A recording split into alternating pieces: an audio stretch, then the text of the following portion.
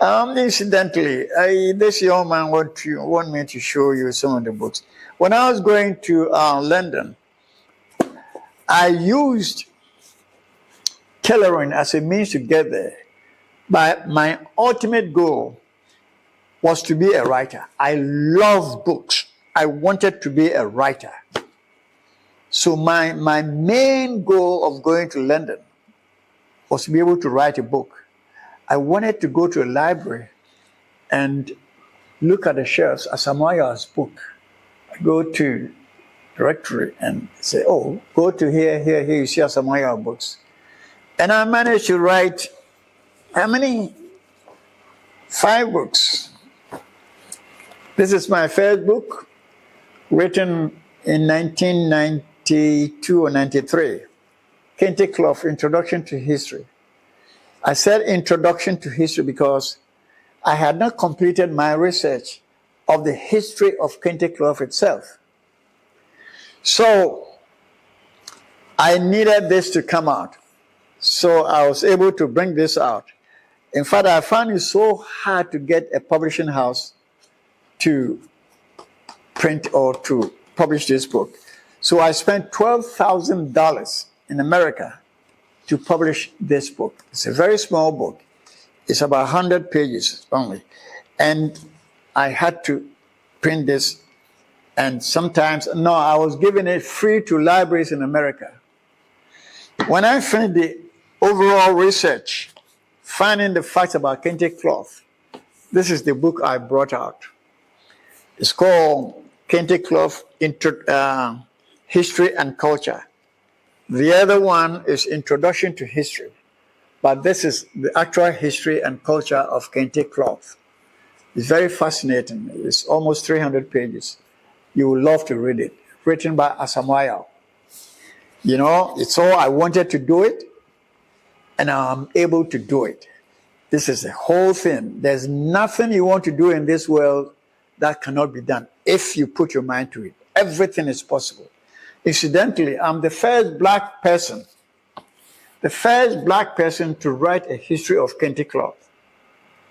Prior to this book, the first Kente book was written by a German lady. She came to Ghana in 1972, lived in Bonwiri for about 5 years, studied everything. From Bonwiri, she went to Gambia, and she wrote a book about Kente Clough, the first book about Kente. After that, we had some books written by Americans and some English people. But I'm the first black person to write a history of Kente Clough, the most famous cloth in the black world. Isn't it nice? Before this came out, I had read the entire Holy Bible. And this is the next book. I came up. Biography of the Biblical God. It's nice. Asamoah Yaw, I want to write it, and I've been able to write it. Biography of Biblical God. A year later, I brought this one here. Big question. Do humans need God? I wanted to write it. I found a way to write it. And I'm the author of these books because I wanted to do it. And I'm telling you, there's nothing impossible in this world if you put your mind to it. Ask questions specifically about what you want to do. And start it. You will make it. Don't let anything scare you.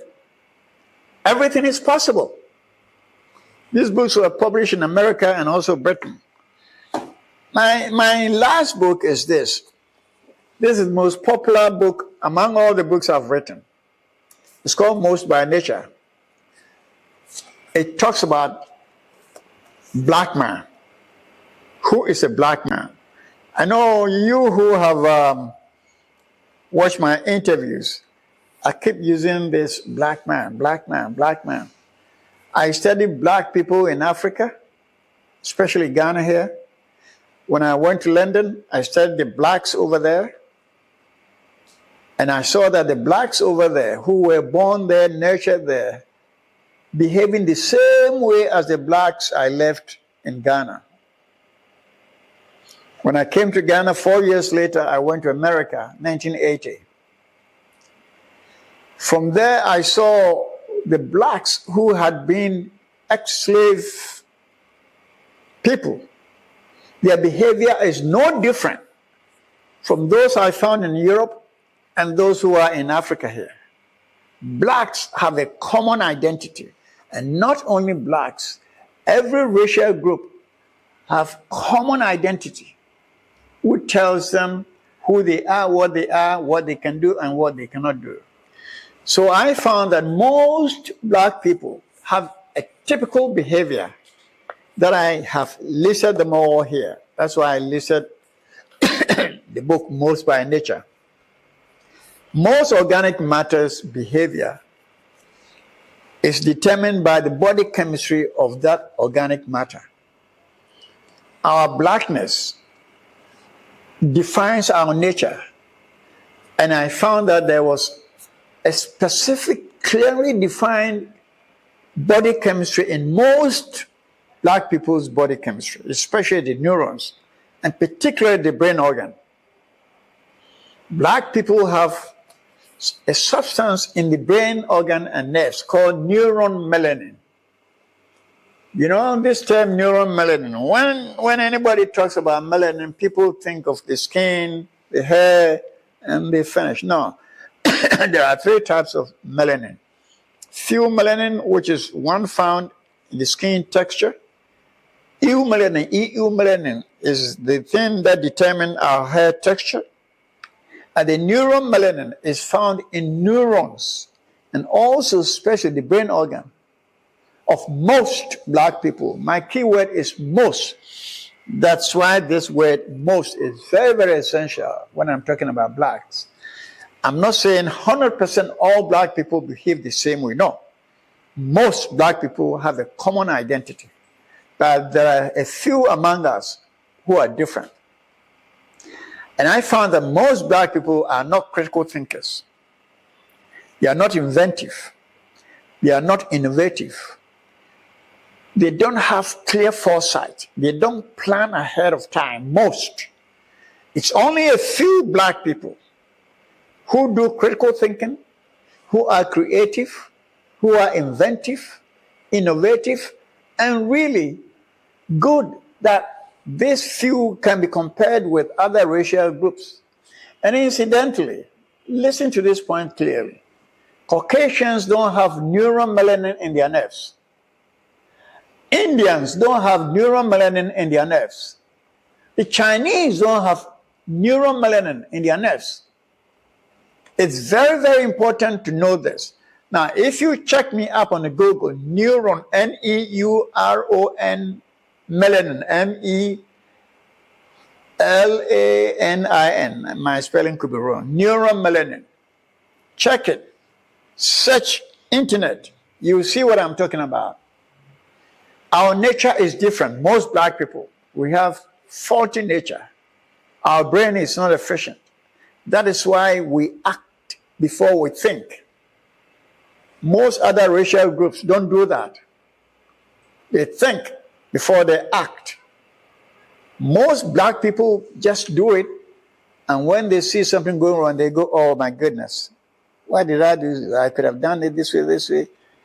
We don't do critical thinking because of neuron melanin content in our brain organ. And especially at the base of the brain, there is an organ called substantia nigra. No racial group has substantia nigra. Listen to the name, substantia nigra. Substantia, big, huge.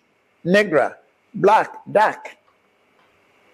Most black people have this substantia nigra at the base of the brain.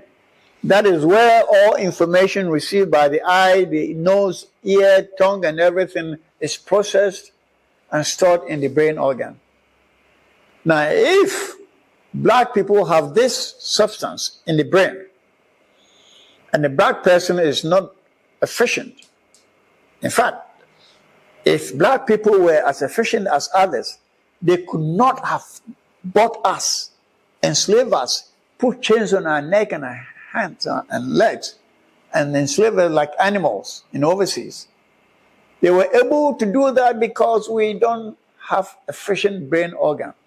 They were able to conquer us, colonize us, use us, like we're talking now. If you ask me to use my own language throughout, I can't. White man has changed me. We try to be like them. We dress like them, speak like them, eat like them, do everything like them. Look at our women now, stretching their hair like a white man, like a white lady. Put on wigs, making them look like Caucasian. Bleaching their faces and their hands are black. It's so pitiful. Black people, our nature is not good. Sometimes I conclude that it would be a serious mistake to classify a black person as a full-fledged human. We don't qualify. Here I'm talking about most. There are few among us who do critical thinking before they do action. A few among us are inventors, are creators. They do wonderful things. Only a few. I'm talking about about between 3 and 10% of all black population are efficient. 3 to 10%. The remaining 90% are useless. We don't do critical thinking. And those guys, the Chinese and the Indians and the Caucasian, the white people, will come to control us. They will keep on controlling us because it's our nature. Now, some people think I'm not being fair to my kind. But honestly, try to read this book. In fact, if you contact me, I'll give you one free. My books are all in the internet. Go to anywhere in the net. Google, Amazon, Yahoo, anywhere in the internet. You see Asamoah Yaw, my works, and try to get copies of my work and read. Well, I think I'm talking a little bit too much now. We will continue next time, especially my biography. I think I reached a point where when I was 22 years, 1965, when I went to London, we'll continue from there going and make another series of my life. But you came to Ghana and you went to the US again. Well, that I will continue. Next time. I want you to end there. Sorry? I want you to end there. Like you came to Ghana for you. Well, this young man wants me to end this way. My ending here is that I went to London 1965 and I came back in 1976 from London to Ghana. I was employed by the Ghana government. Kutre Champon was the president at the time. And I was given an assignment for the whole Ashanti region. I was the regional head of distribution of essential commodities in the Ashanti region. I, Asamoah Yaw. My signature is the only signature that can give you soap to bath, sardine to eat, iron sheets, flour, and everything. I was the regional coordinator or regional head of distribution of essential commodities. The government then was the importer of everything. They said there was smuggling, hoarding, and profiteering. That was killing the nation. That's why they did a coup d'etat. Smuggling, hoarding, and profiteering. So the government at the time, Champon's government, banned everybody from ordering these goods. They call it essential commodities. And government orders everything. And when it comes to Accra, they break it down into 10 parts. There were 10 regions in Ghana at the time. The Ashanti region was one of the 10. When they break it down, they send the list of items that is coming to Ashanti region. So I sent trucks and articulators to go to Takoradi and pick these goods. When it comes, I put them at the 100 depot. And I'm the one who breaks it down into grade 1 stores, the big stores, grade 2 stores, the middle level stores, and the local little stores. grade 1, 2, and 3. I break them down.